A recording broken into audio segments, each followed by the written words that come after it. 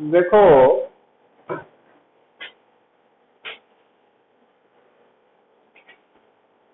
जो अज का टॉपिक है वो डिस्कस करते हैं सिर्फ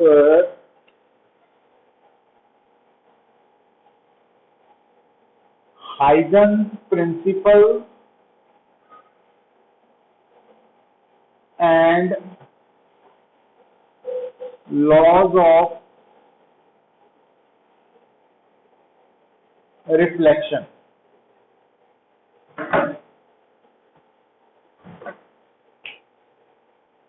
सो एक्चुअली जो हाइगन्स प्रिंसिपल है वो डील कर रहा है विद कि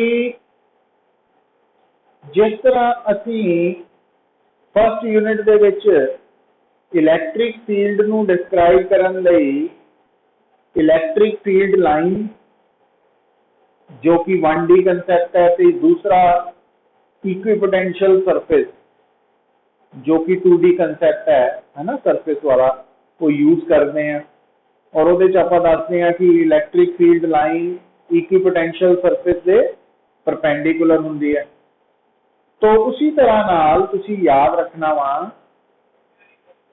कि जदों असी लाइट दे नाल डील करते हैं तो असी एक टर्म यूज करते हैं ray of light 1D concept ते वेव फ्रंट 2D कंसैप्ट है। और कल दसिया सी थानू हाइगन्स प्रिंसिपल दे नाल डिस्कस करते वक्त कि रे ऑफ लाइट हमेशा वेव फ्रंट दे परपेंडिकुलर है। वेव फ्रंट की शेप कर्व्ड भी हो सकती है ते प्लेन भी हो सकती है ना, पर रे ऑफ लाइट ने वेव फ्रंट से हमेशा परपेंडिकुलर रहना।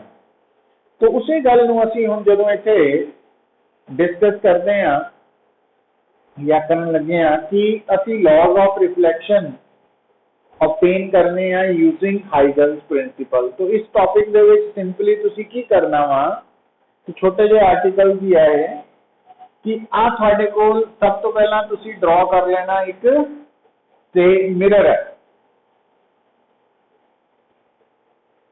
हुण क्योंकि सानू रूटीन दे विच ये आदत है कि असीं जदों भी रिफ्लैक्शन की गल करते हैं तो असीं एक शो करते हैं इंसीडेंट रे, दूसरी शो करते हैं रिफ्लैक्टेड रे। तो हुण इत्थे असीं वेव फ्रंट दे नाल डील करना, पर उहदे लई तुसीं स्टार्टिंग की कर सकते हैं अपने लिए आ शो करती इंसीडेंट रे और आ नॉर्मल है तो आ थोड़ा एंगल ऑफ इंसीडेंस है ना, और आ है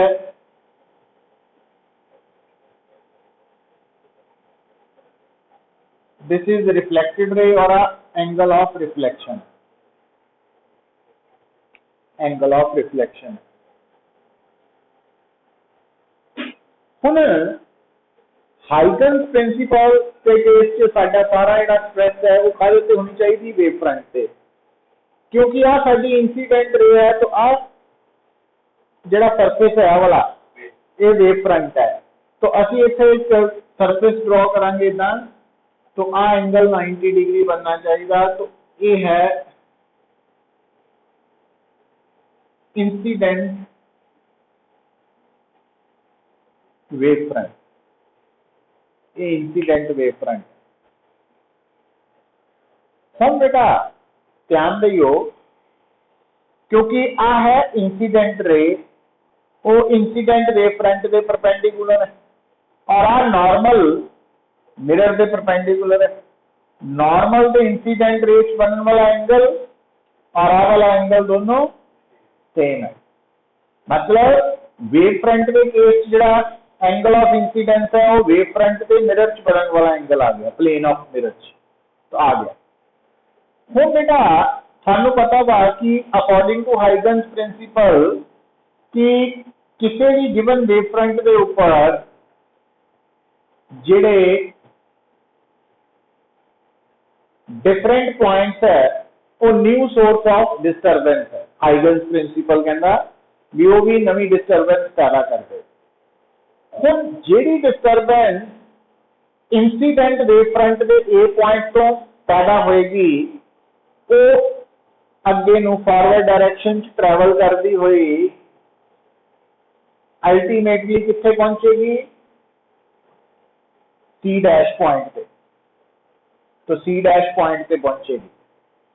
हुण ये जिहड़ी डिस्टरबेंस ए तो ओरिजिनेट होके सी डैश वाल गई, इस डिस्टरबेंस की स्पीड कितनी है, जितनी स्पीड ऑफ लाइट है। और अगर आप मनिए कि इस डिस्टरबेंस को ए तो सी डैश तक जाने लिए टाइम लगा टी, तो ए तो सी डैश तक का डिस्टेंस कितना हो गया, speed of light into T.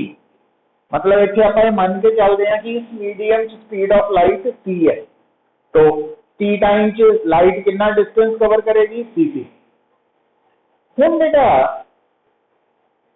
जदों तुसी कहने हैं कि ए तो पैदा हुई लाइट सी डैश पे पहुंचेगी, उन्ने ही टाइम दे विच बी और सी तो निकली हुई डिस्टरबेंस किधर जाएगी, तो जिहड़ी सी पॉइंट तो डिस्टरबेंस पैदा होनी है, क्योंकि सी पॉइंट भी इंसीडेंट वेव फ्रंट के ऊपर है, तो सी पॉइंट तो पैदा हुई डिस्टरबेंस किधर जाएगी, क्योंकि अगे का रास्ता रुक गया, मिरर आ गया, तो उन्हें रिफ्लैक्ट हो गए वापस, है ना, इधर नूं आना वा।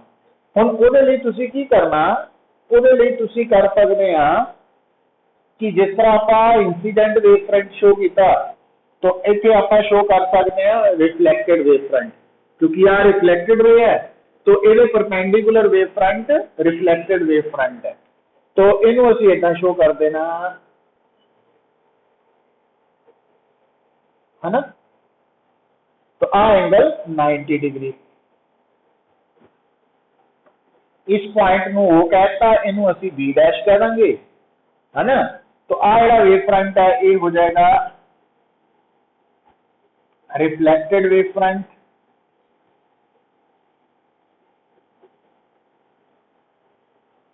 और आ एंगल आर हो जाएगा। रिफ्लैक्टेड वेव फ्रंट ते मिरर च बनने वाला, प्लेन ऑफ मिरर च बनने वाला एंगल ऑफ रिफ्लैक्शन है। हुण जिहड़ी रे या जिहड़ी डिस्टरबेंस टी तो निकलेगी, वो विद इन टाइम टी कित्थे पहुंचेगी, तो इदां ए डैश से पहुंचेगी। तो हुण बेटा आ डिस्टेंस कितना होएगा, सी ए डैश, ये भी सी टी होएगा।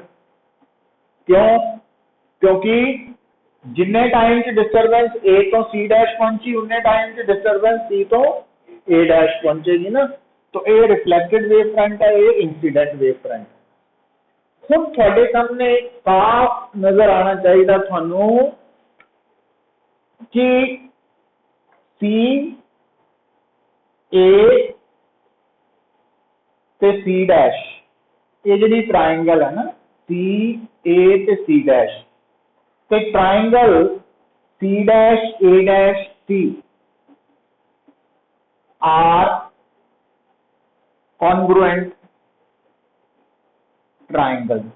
कॉन्ग्रुएंट पता क्यों, क्योंकि इन्हां दोनों ट्रायंगल के विच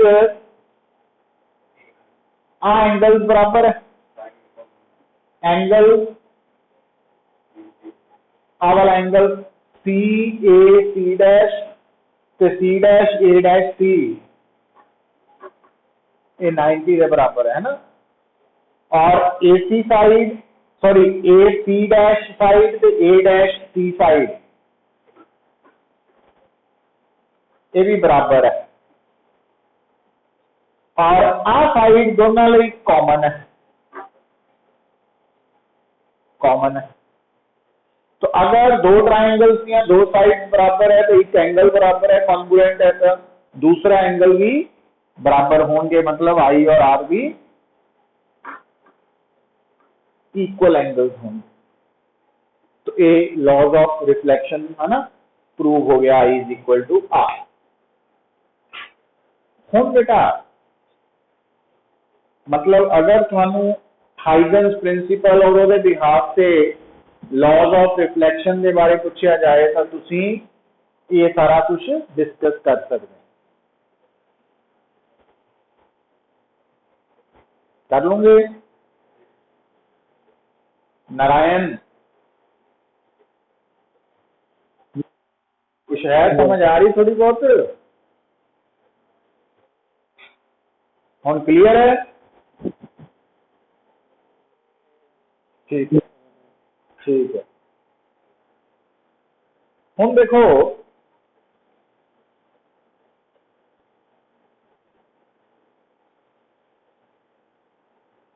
हरमन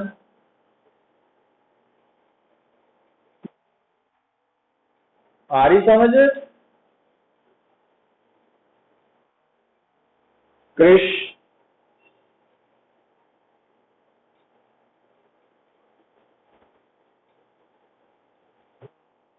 कृष आ रही समझ? आर्यन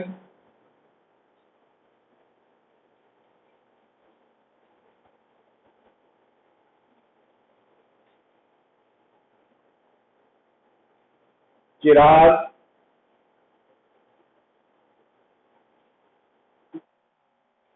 समरीत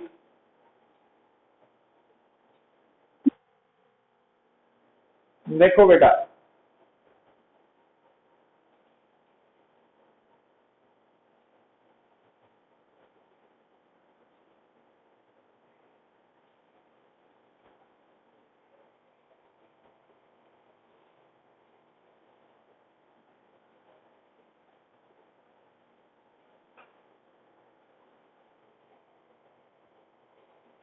हम देखो तो ये लॉज ऑफ रिफ्लेक्शन प्रूव हो गया on the basis of Huygens principle. अगर आप गल करते हैं Huygens principle and laws of refraction तो मेनली तो आई और आर का रिलेशन ही दसना स्नेल्स लॉ।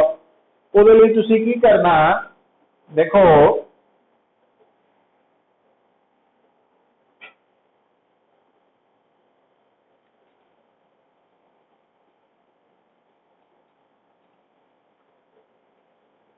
तो ਉਹਦੇ ਲਈ दोबारा तुसी फिर वही सेम पैटर्न फॉलो करना कि आ ਸਾਡੇ ਕੋਲ एक बाउंड्री है ਜਿਹੜੀ कि दो डिफरेंट मीडिया ਨੂੰ सेपरेट कर रही है।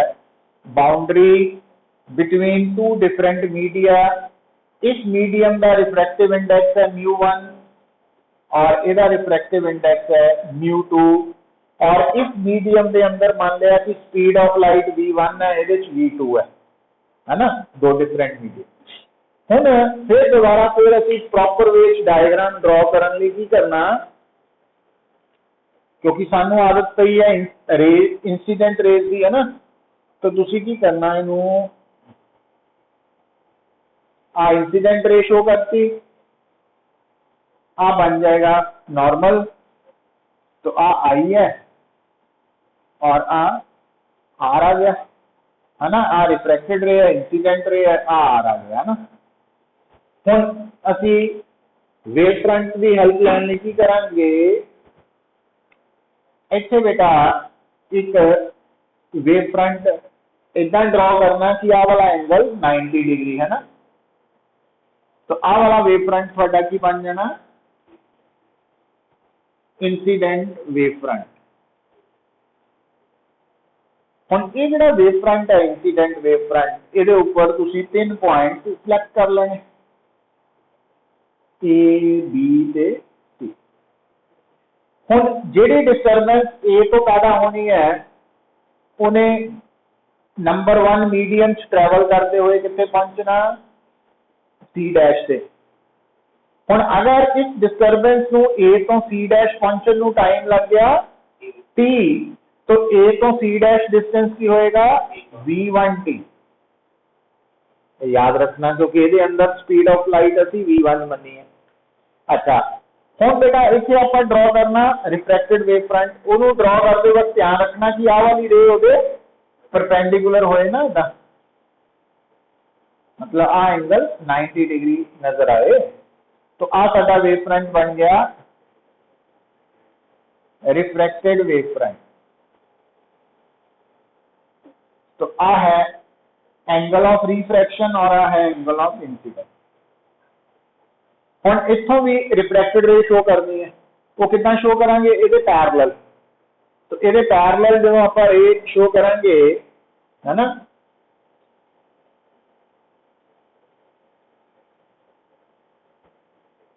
तो आ पॉइंट सी डैश है, इनू ए डैश बोलता है, इनू बी डैश बोलता है। आ ओ करता। हुण ध्यान दियो बेटा, क्योंकि आ इंसीडेंट वेव फ्रंट है, ये रिफ्रैक्टेड है, तो इंसीडेंट वेव फ्रंट तो पैदा हुई डिस्टरबेंस अलग अलग पॉइंट तो इको टाइम पे रिफ्रैक्टेड वेव फ्रंट पे पहुंचन गया, मतलब जितना टाइम ए तो सी डैश लगेगा ना, उन्ने टाइम ये डिस्टरबेंस सी तो ए डैश पहुंचेगी। पर इतने हम स्पीड v2 है, इस करके ये v2t है और ये एंगल 90 डिग्री है ना। क्यों? क्योंकि ये इंसिडेंट रे है, इंसिडेंट वेव फ्रंट है, ये रिफ्रैक्टेड रे है, रिफ्रैक्टेड वेव फ्रंट है, तो 90 डिग्री। तो हुण आ तुहाडे सामने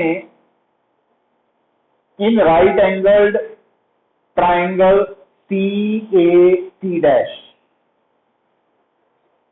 सी ए सी डैश जो राइट एंगल ट्राइंगल है, ये साइन आई के बराबर है, परपेंडिकुलर ओवर हाइपोटेन्यूज। ते in right angled triangle C A dash C dash sine R के बराबर है, परपेंडिकुलर ओवर हाइपोटेन्यूज।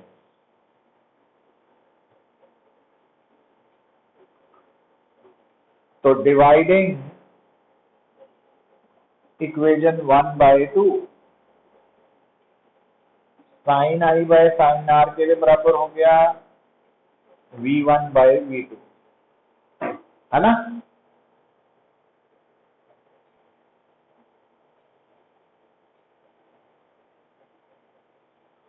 और एक्चुअली ये स्नेल्स लॉ है, अपन आदत पई है Snell's law in terms of refractive index, है ना। देखो सानू केड़ी आदत पई है भी sine I over sine R is equal to, जे डायग्राम के अकॉर्डिंगली चलिए, आर रिफ्रैक्टेड मीडियम है, ये इंसिडेंट मीडियम है, तो ratio of sine of angle of incidence to sine of angle of refraction is equal to μ2 over, हुण μ2 की value देखो तो c/v2,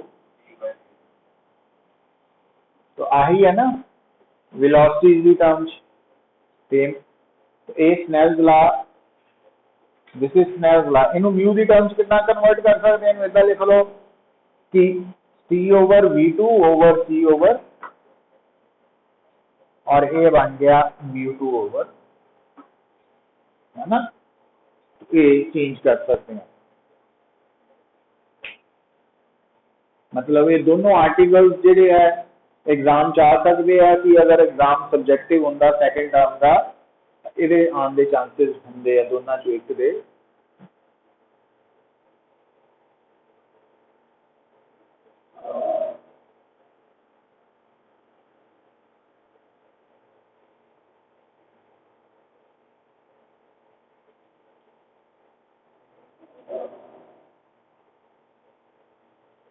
क्लियर?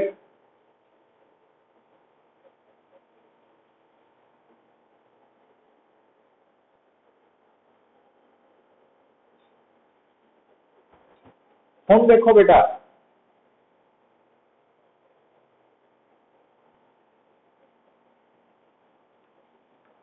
नेक्स्ट हेडिंग लिखो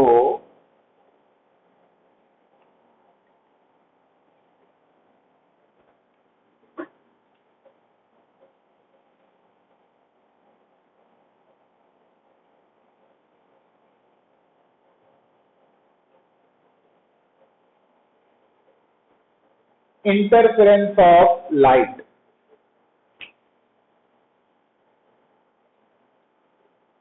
हुण इस टॉपिक नू समझण लई सब तो पहला जिहड़ी बेसिक रिक्वायरमेंट है वो की है बेटा, कि लाइट किस तरह पैदा होंदी है ना। दूसरी गल सानू इदा लगता वा कि कोई भी जिहड़ी सोर्स ऑफ लाइट है वो जो लाइट पैदा करती है तो उस तो लगातार एक वेव निकलती है, बाहर निकलती है ना। भी सानू इतना लगता कि अगर असी डायग्राम च शो करिए कि एस की है सोर्स ऑफ लाइट, तो इन्हें जो लाइट पैदा करनी है तो उस लाइट है ना भी ये सिंगल वेव निकलती है, सिंगल कॉन्टिन्यूस वेव निकलती है। तो एक्चुअली गलत है। एक्चुअली कोई भी जी सोर्स ऑफ लाइट है वो लाइट नू एमिट करती है इन the form of wave train pulses. मतलब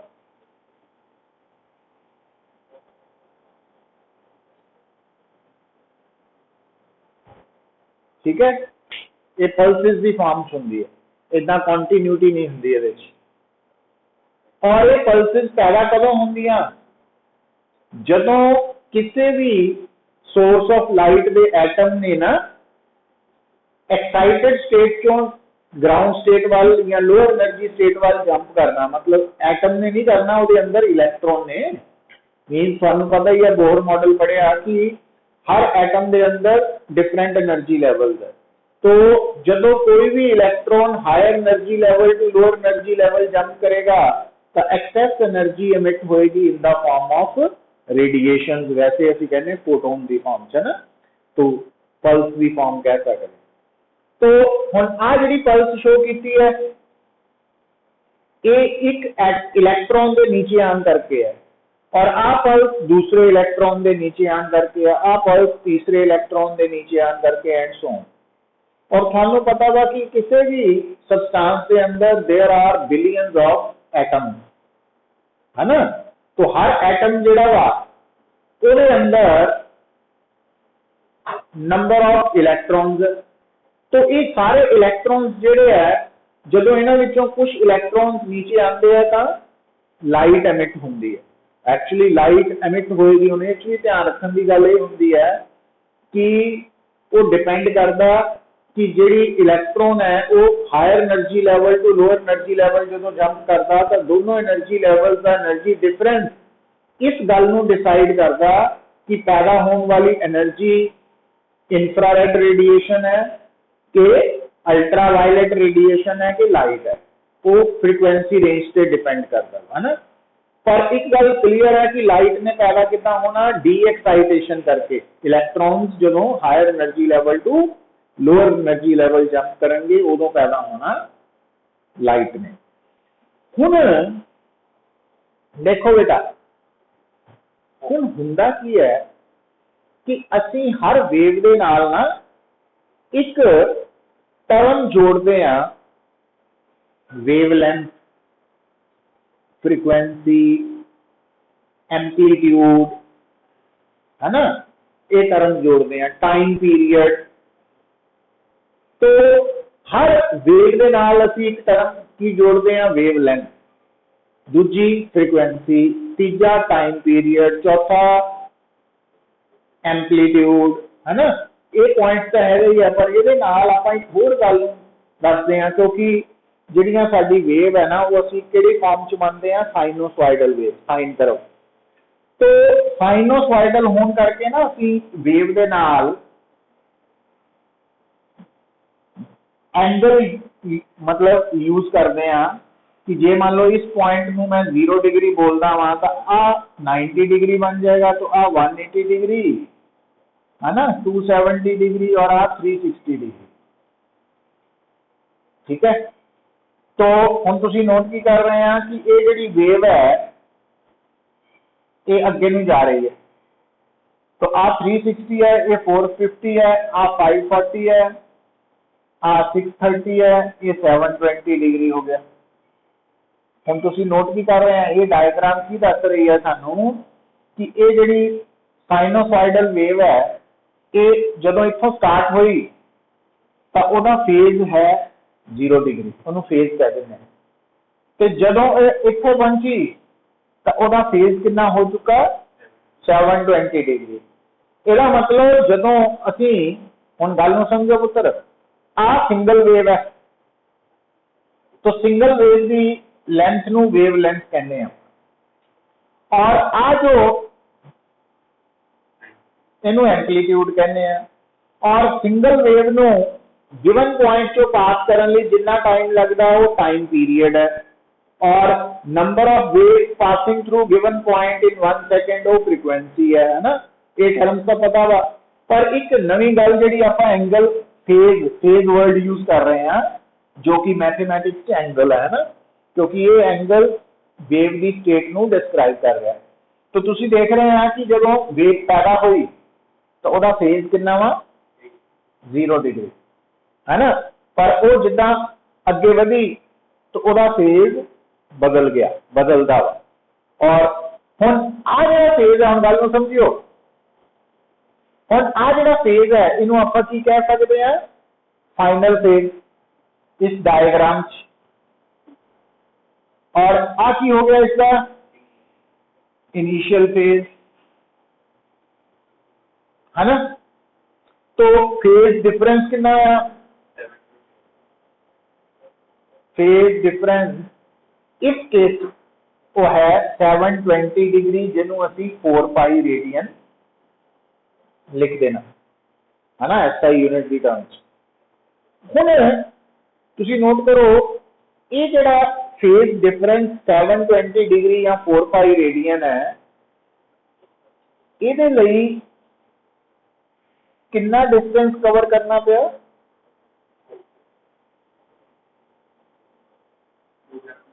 2 लैम्डा है ना। मतलब हम गल नूं समझो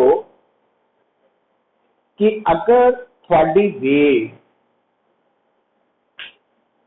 एक तो दूजी जगह पहुंची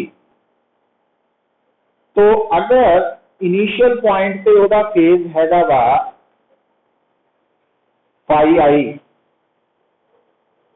तो जिस फाइनल पोजीशन पे वो पहुंची उत्थे जाके ओदा फेज बदल जाना। क्यों? क्योंकि जदों वेव अगे बढ़ती है टाइम के नाल या डिस्टेंस के नाल ओदा फेज बदलदा। तो final phase minus initial phase नूं असीं की कहने आ पुत्र, फेज डिफरेंस। हुण ये फेज डिफरेंस डिस्टेंस के नाल किद्दां बदलदा वा वो तुसी डायग्राम तो समझ रहे हैं, समझ जाना चाहिए कि जे आप सिर्फ इत्थे तक की गल करिए इन्नी गल, तो इत्थों इत्थे तक पहुंचने लिए कितना डिस्टेंस कवर किया, लैम्डा। तो लैम्डा डिस्टेंस कवर करने तो बाद जिहड़ा फेज डिफरेंस है वो कितना हो चुका, 360 डिग्री या 2 पाई रेडियन। तो जे डिस्टेंस जनरली कवर किया हमने फिर फेज डिफरेंस हो जाना सी, तो जे फेज अपना पाथ डिफरेंस या डिस्टेंस कवर किया होंदा डेल्टा एच, फिर फेज डिफरेंस कितना हो जाना सी,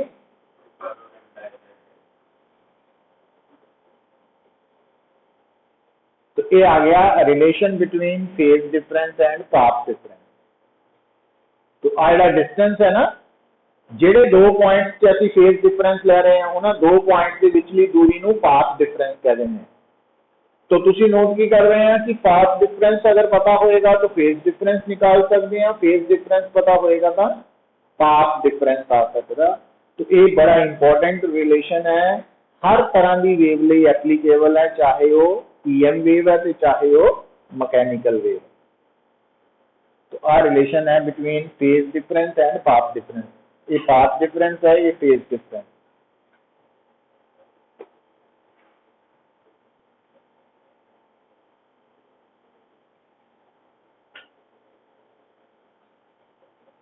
देखो बेटा, जदों असीं गल करते हैं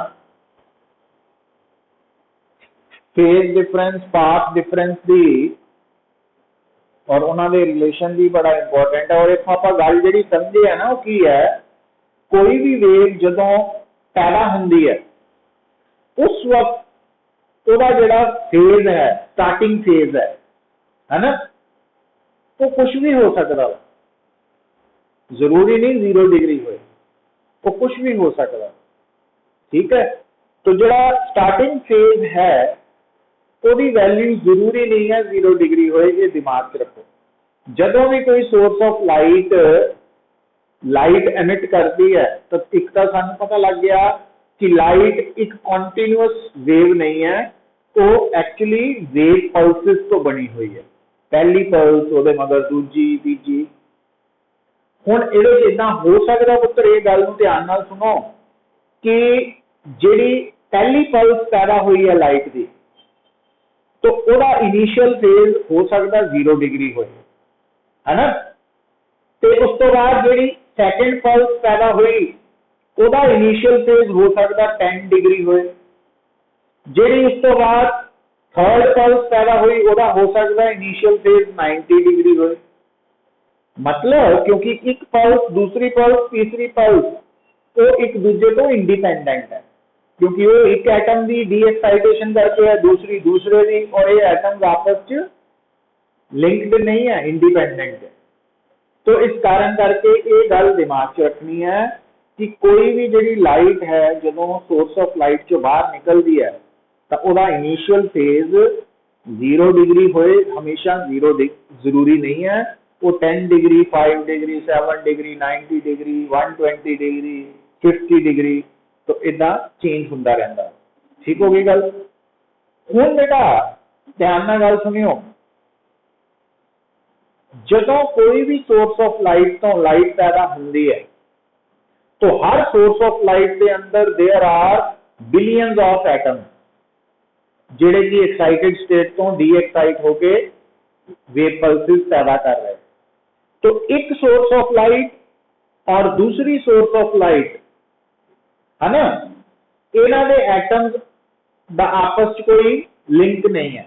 मतलब जिहड़ियां दो इंडिपेंडेंट सोर्सेज है, मान लो एक बल्ब है, सेम कंपनी का सेम आइडेंटिकल बल्ब दूसरा साडे कोल है, तो दोनों बल्ब में जो स्विच ऑन करांगे तो उन्हां चों निकलन वाली जिहड़ियां लाइट पल्सेस है वो एक दूसरे से डिपेंडेंट नहीं है।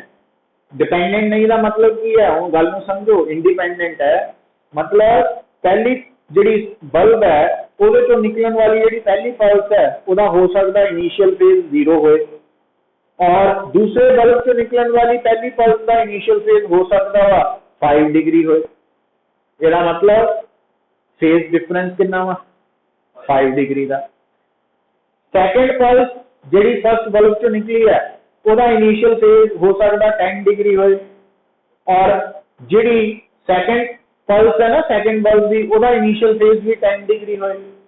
तो इसका मतलब जिहड़ा कि पहला दोनों का फेज डिफरेंस 5 सी हुण 0 हो गया, है ना।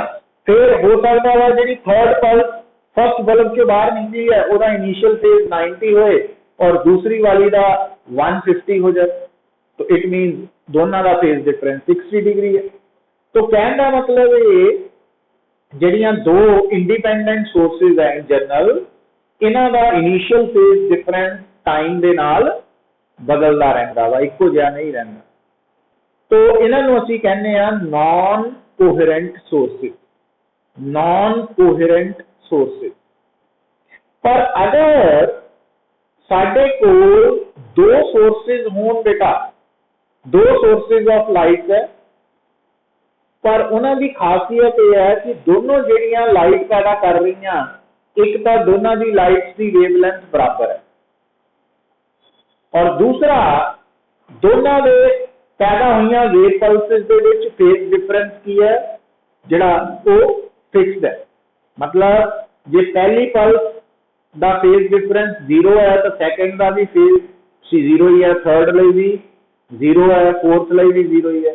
या पहली का अगर फेज डिफरेंस पहली पल्सेस का फेज डिफरेंस 10 डिग्री है, दूसरी का भी 10 डिग्री है, तीसरी का भी 10 डिग्री है, चौथी का भी 10 डिग्री है, तो असं कहांगे भी ये सोर्सेज जिहड़ियां ना एक कोहेरेंट सोर्सेज, कोहेरेंट। हुण जिहड़ी गल तुसीं समझनी है पुत्र, देखो कि दो इंडिपेंडेंट सोर्सेज जो है ना जनरली वो कभी भी कोहेरेंट नहीं हो सकदियां। तो कोहेरेंट की करना पैंदा, तो